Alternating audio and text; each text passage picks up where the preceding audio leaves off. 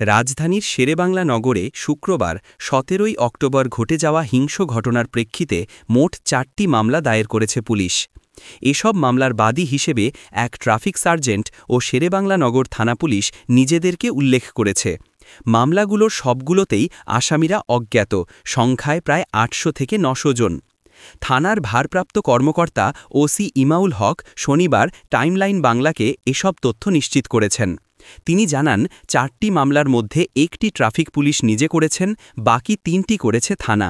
প্রতিটি মামলাতেই বিভিন্ন অভিযোগ অন্তর্ভুক্ত রয়েছে, যেমন পুলিশের ওপর হামলা, সরকারি যানবাহন ভাঙচুর, কন্ট্রোল রুমে অগ্নিসংযোগ এবং সংরক্ষিত এলাকায় জোরপূর্বক প্রবেশ।